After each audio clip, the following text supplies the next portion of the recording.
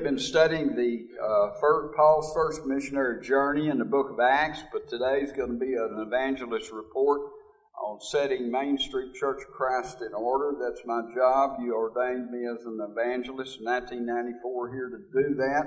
We're going to begin reading in Acts chapter 14, verse 23. And when they had ordained them elders in every church. Now, Paul and Barnabas has gone on this first missionary journey. The leadership of the missionary journey has gone from Barnabas and Paul to now it's Paul and Barnabas. Paul has taken over the preaching and doing the leading. And so we see at the close that they ordained them elders in every church and prayed with fasting. They commended them unto the Lord on whom they had believed. And so this is a New Testament model, is that elders run congregations and churches. And we want to welcome first our worldwide radio audience to the worship of the Main Street Church of Christ. We're an inner city congregation dedicated to feeding the poor and preaching the gospel to the whole wide world. We're all volunteers. None of us get paid, but we're going to have to start paying a preacher to take my place in the future, and it's only right because the labor is worthy of his hire, and you don't muzzle the ox while he's treading out the grain. And so we want to explain our form of government in this church here at Main Street, which is as close to the primitive model as we can possibly obey. I'd like to call our trustees to come up and William to come up this morning. And first, I'd like come right on up, Bernie. You might as well come on up here. Let's let everybody see. Bernie has been a member of this church for 50 years. He's been a deacon for over 25 years here. He goes and gets every bite of the food that's served in this place. He wore out 2 pickup trucks for this church. And so I want y'all to know what all he does. He's a volunteer. He would be an elder if he desired to work. I would ordain him in a second an elder if he desired to work because he's qualified. Brother Eric Jenkins here is next. Do you have anything you'd like to say about this work, Brother Burnett? Step over and let me introduce you. Brother Eric Jenkins here is our associate, one of our associate ministers. How long you been here, Eric? Altogether, it seems like about 23 years. 23 years. Yeah. So he's been here just about as long as I have. Mm-hmm. And he serves here, and he doesn't get any pay. And he works for his own self, sewing tents, and driving buses, and works hard for this church, and we appreciate his labor. Brother Paul Lockman is here. And Paul is one of our trustees. He's our missionary. He brought Skillman Avenue into helping us at this church. He goes on missionary journeys to India. And where are you going this year, Paul? I won't go anywhere this year. I'll go to India probably in January or February. And so we have another church that pays for his going to India and to the places that he goes to, Zimbabwe, Cambodia, and so forth. And so Paul has been a trustee here for about 5 years. Brother Kenneth Scoggins, step up a second. Brother Kenneth Scoggins. Kenneth and I were raised in this church. He played football beside me, and at grade school at Mount Auburn, and he grew up and went to ACU, and I grew up and went to Leavenworth. I got a better education than he got, I can tell you that right now. But we're back here. We're right back here. And so he's been a trustee and a deacon. He's been a trustee and a deacon also here for about 23 years. And long time. And so thank y'all, and y'all can be seated. And we just wanted to introduce you. William Ralston is going to speak in a minute. This is William. William, we hope to be our future preacher. So why don't you sit down right here just a minute, and let me get up to your part, and I'll let you have a chance to speak just a second. Now that we've introduced those people to you, those people are the trustees. We We've also got David Campbell, who is an elder at Saturn Road Church of Christ, is one of the trustees of the property. I'm a trustee of the property. And so all the deacons, all the preachers and missionaries are trustees here, all the longtime members. And then we're going to put together a board of advisors to the trustees that are other people who are involved in this church here and care about this church, want to help build this church. We're going to put together a board of advisors, and we're going to start having Saturday breakfasts down here, or times that we as men can get together and talk. And then from that board of advisors, we'll be choosing future deacons and trustees and things of that nature.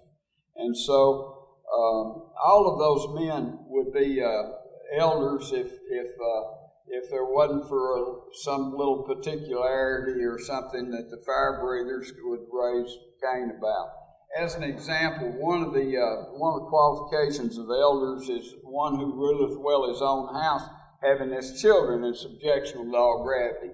So let's say that a man's children, he raises them as Christians, and then they get up and they become adults. They're not Christians anymore, and they go out in the world and sin like I did.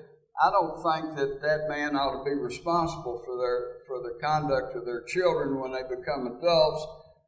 On the other hand, some of the right-wing, very conservative members of the Churches of Christ would say that they do. So that's the only reason they're not elders. There's just no other reason at all. A couple of years ago, a realtor offered us $1 million for this property. We told him no. And then another offered $1.25 million. We told him no.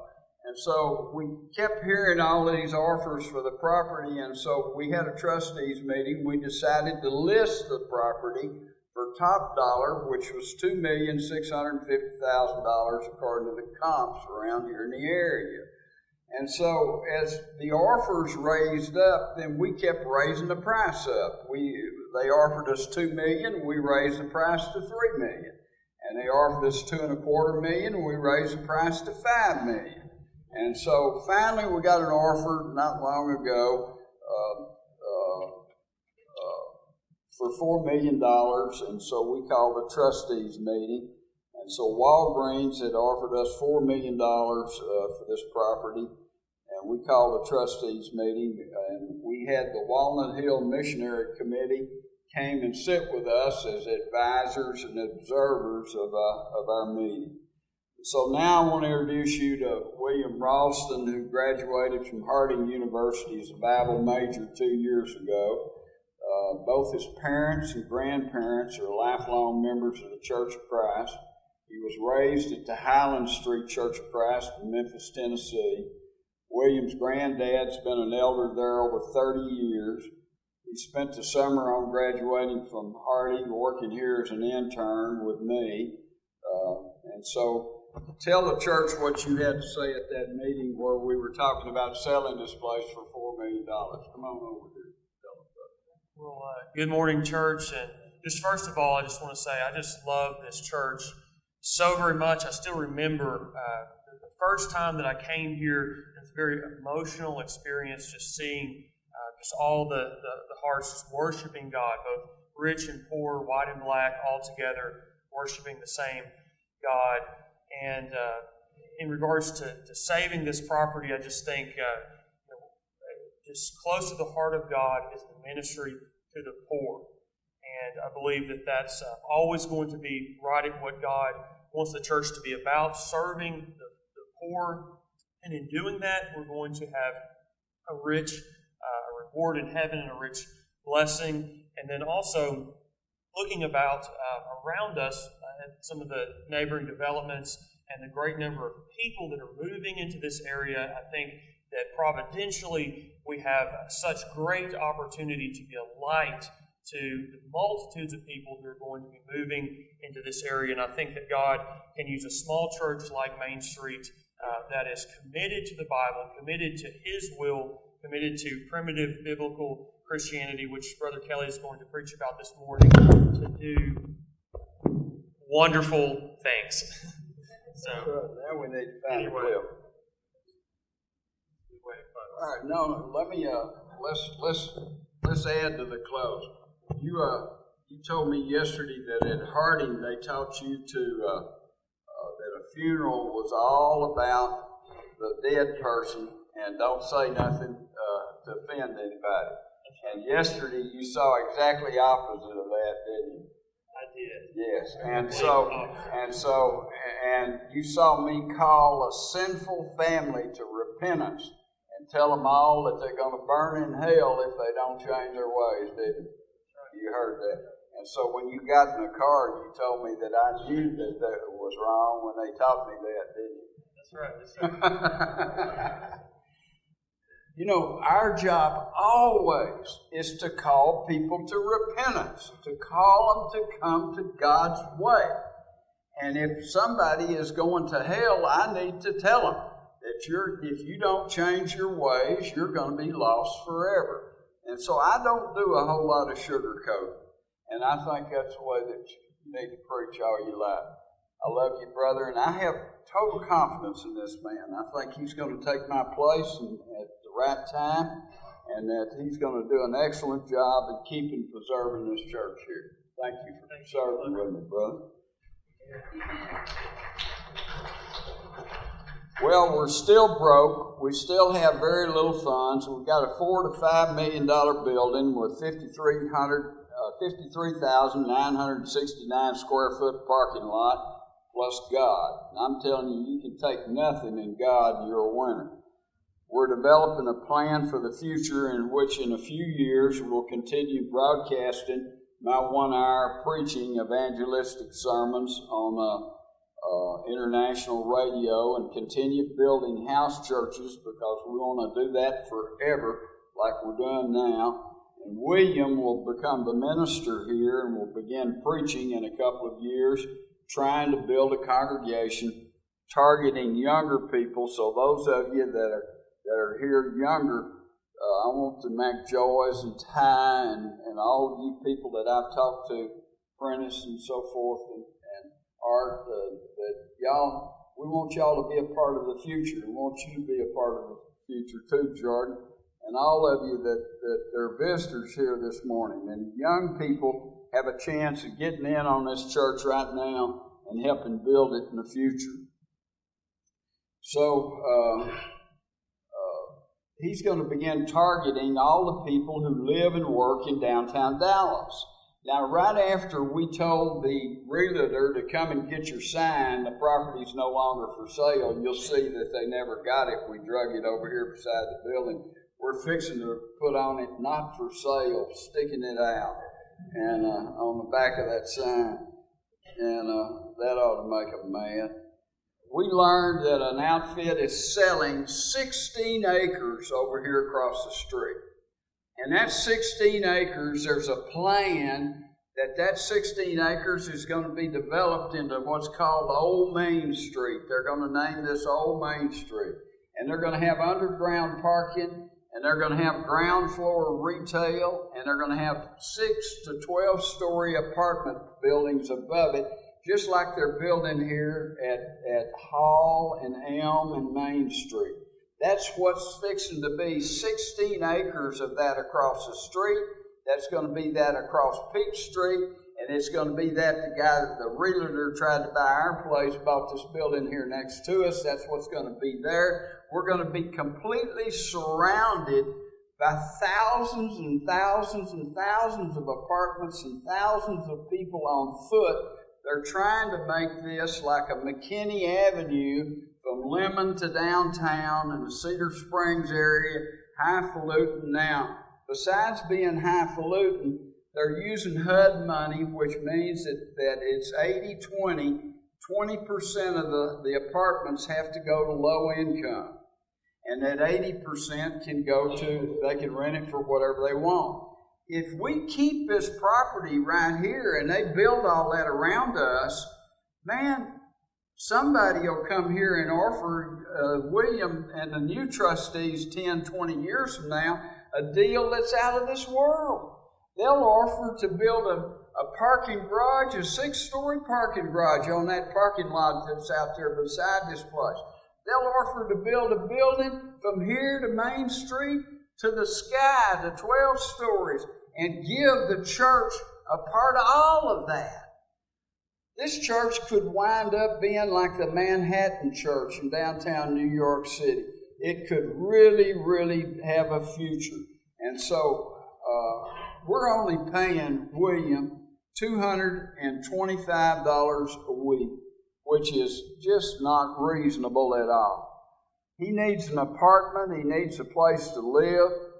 Preachers who come out of Harding University with a Bible degree like him can get $1,000 a week just like that at any church, and he could get $1,500 from the big fancy churches.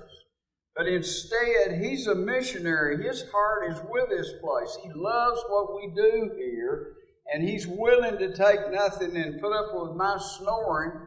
He lives between my house and Paul's house, and he put up with our snoring, and we need to raise him another $275 a week, and we need to raise him money for an apartment. It's just not right that we do that we take advantage of him that way. We're now feeding about 2,000 meals a week to the poor and homeless.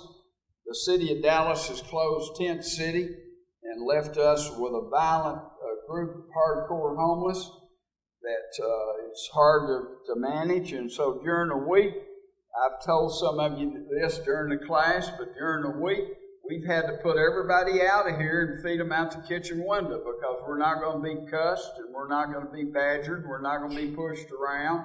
And so we just put them out here and feed them out the kitchen window. And everybody that's at peace, we bring in and they come to William's Bible class, and we got more people coming and doing that than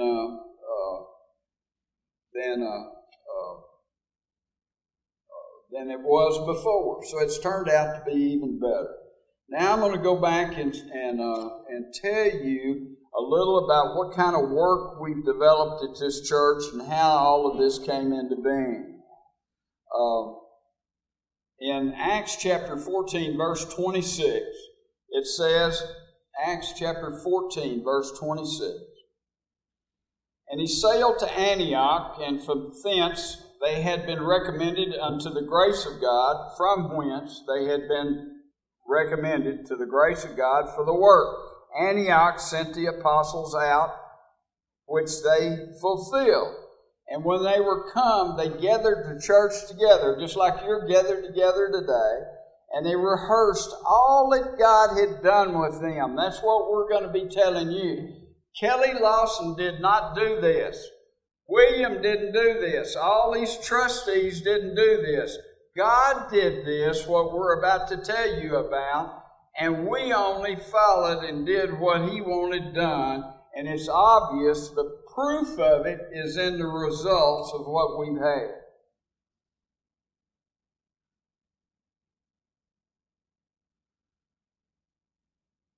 Rehearsed all that God had done with them, and how He had opened the door of faith to the Gentiles. I'm telling you now, God has done the same thing here. He's opened the door of faith to the Gentiles.